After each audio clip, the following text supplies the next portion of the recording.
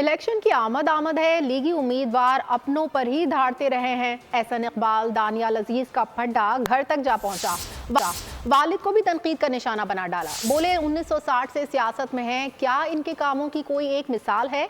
अनवर अजीज का बेटा दानियाल कह रहा है 16 महीनों में महंगाई मैंने की। पाकिस्तान की मईशत का बेड़ा गरक इमरान खान करके गया है। वो पीटीआई को खुश करने के लिए महंगाई का जिम्मा मुस्लिम लीग नून पर लगा दिया है। बड़ा ना सी साडे दानियाल साहब दे वालिद दा असी बचपन तो सुनते आए हैं। सन 60 तो उस खानदान ने भी सियासत की और आज उन्होंने भी 60 साल तो उत्ते हो गए। उस वक्त ये साहब वजीर सन, यकीन करो अगर वो ओदा मेरे कोल उस वेले होंदा ते आज नारोवाल जिले दी कोई सड़क कच्ची ना रह गई होती। शकरगढ़ में नुमाइंदे थे, उन्होंने पार्टी को महंगाई का जिम्मेदार करार देकर पीटीआई को बेल आउट करने की कोशिश की।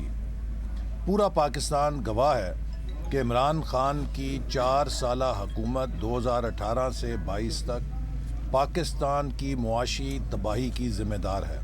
तो मुस्लिम लीग नून की हुकूमत को महंगाई का ज़िम्मेदार करार देना दरअसल पीटीआई के तर्जुमानी करने के मुतरादिफ था। सब्सक्राइब करें और बेल दबाएं ताकि कोई खबर रह न जाए।